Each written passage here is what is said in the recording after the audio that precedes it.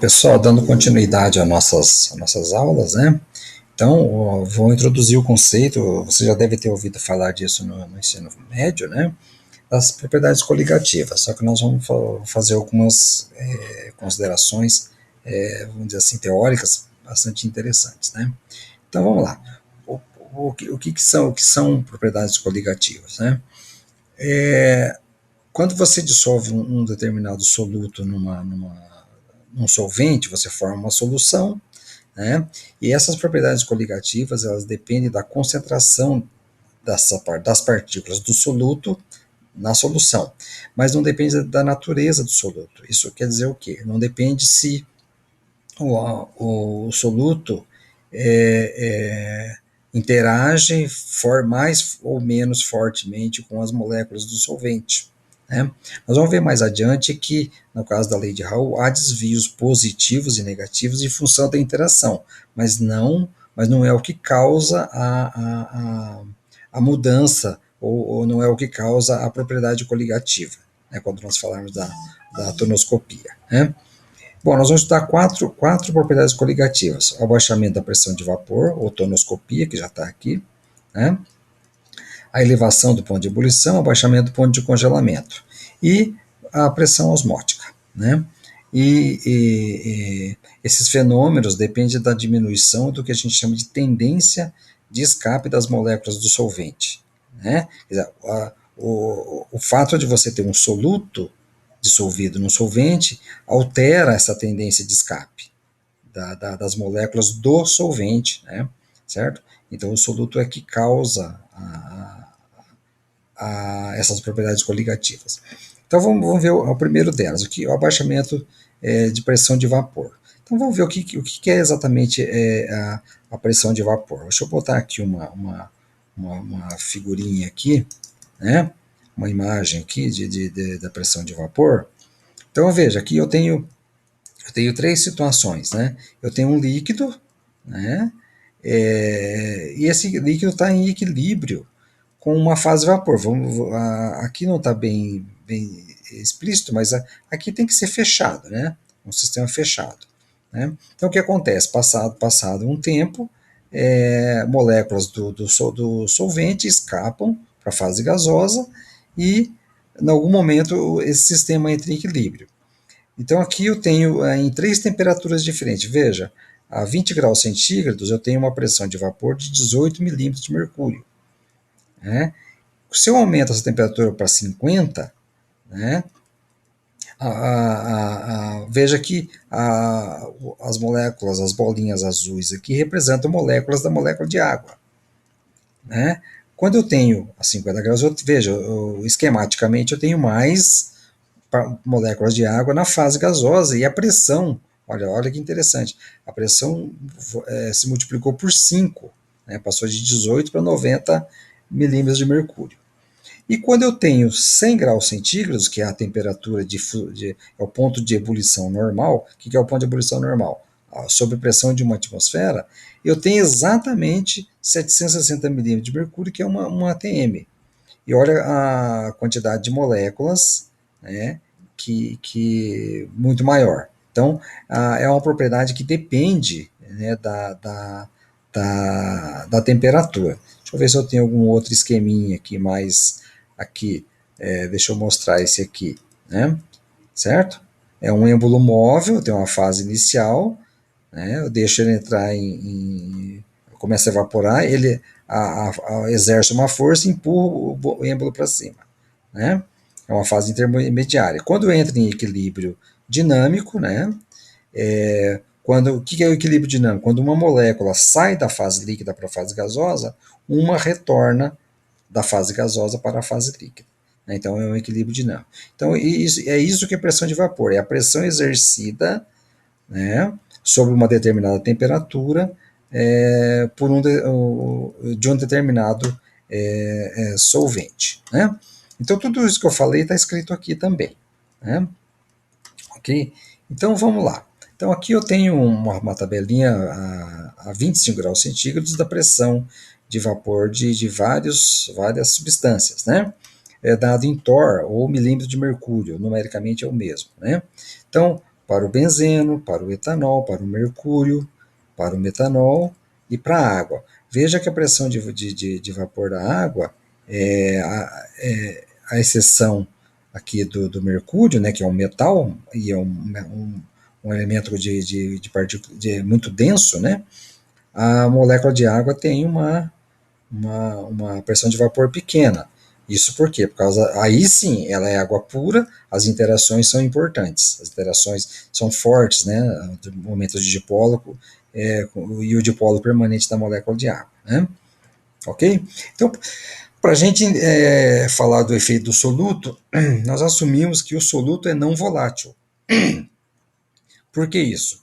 Porque assim, se eu fazendo essa restrição, eu garanto que aqui na fase vapor, né, eu vou ter só moléculas do solvente e não do soluto. Depois nós vamos considerar um sistema binário em que ambas, soluto e solvente, são voláteis, né? Tá certo? Ok? Esse diagraminha mostra o efeito tonoscópio, né, o abaixamento da pressão de vapor. Então, eu tenho o solvente puro, essa linha contínua aqui, né, certo? Lógico que numa determinada temperatura, numa temperatura T. Quando eu adiciono uma certa quantidade de soluto no meu solvente, né, eu saio do solvente puro e passo para uma solução, e meço a pressão de vapor, eu vejo que ela é menor do que a do solvente puro. E esse ΔP é o efeito tonoscópico, né? Certo?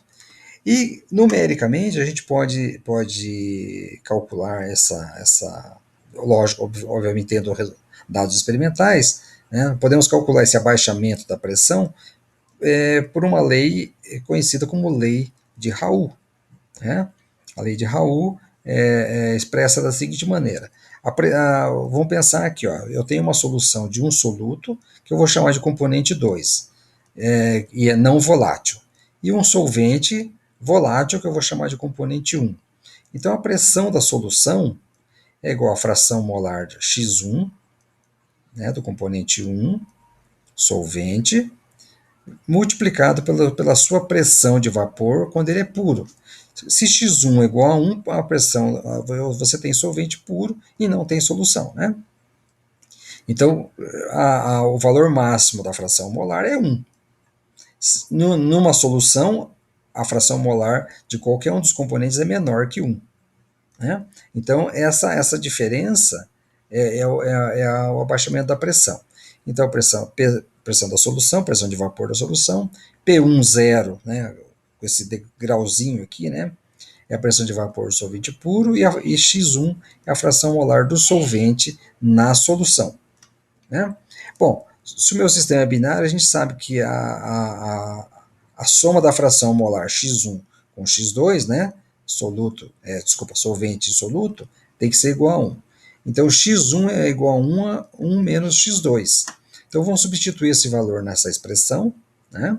Então, a pressão da solução é 1 menos x2 vezes P1 zero. Rearranjando a equação, a gente tem que x2 é igual a ΔP, que é a variação da pressão, quer dizer, a pressão do solvente puro menos a pressão da solução, dividido pela pressão de vapor do solvente puro. E o ΔP é o abaixamento da pressão, é o efeito tonoscópico. Né? Certo? Algumas considerações aqui. Se a concentração do soluto aumenta, X2 aumenta e X1 obviamente diminui. Né? E a pressão P1, que é do componente que é o solvente, diminui também. Né? Então a pressão do solvente é proporcional a X1 vezes P1 zero. Então, na verdade, essa pressão da solução é a pressão do solvente na solução. Né? Ok? Depois nós vamos fazer algumas aplicações dessa lei de Raoult. Né? E agora nós vamos estudar o outro caso, né, que é o caso quando eu tenho soluto e solvente voláteis. Né? Então, o que eu faço? É relativamente simples. Aplica-se a lei de Raoult para os dois componentes. Eu vou chamar aqui genericamente de A e B. Então, a pressão de vapor de A é igual a XA, PA zero, PA puro, e PB, XB, PB puro. Né? Esse diagrama aqui mostra qual é o comportamento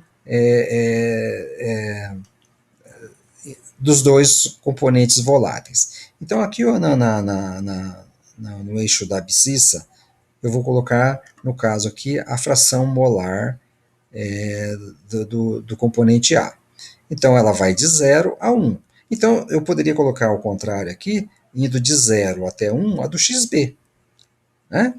Então, veja, quando a fração molar de XA é 0, né, a pressão de B é máxima. E o contrário, a pressão de A é máxima. Então, qualquer ponto em cima dessa curva é a soma da pressão total. Que é a pressão total? P de A mais PB. PA mais PB. Né? Então, veja, a pressão de A ela vai aumentando à medida que a fração molar vai aumentando. Né? Quando ela for 1, ela é igual ao A puro. Né? E vice-versa. Né? Nesse sentido, à medida que a fração molar XB vai aumentando, a pressão de vapor do componente B vai aumentando também. Né? Certo? Essa lei de Raoult é válida para soluções ideais. Lembrando que é uma solução ideal. É aquela que é muito diluída e as interações entre soluto e solvente são nulas, né? Certo? Então, na verdade, se você tem uma solução bastante diluída, você pode pensar nisso com tranquilidade. Então, depois eu vou falar dos desvios da lei de Raoult para dois componentes voláteis.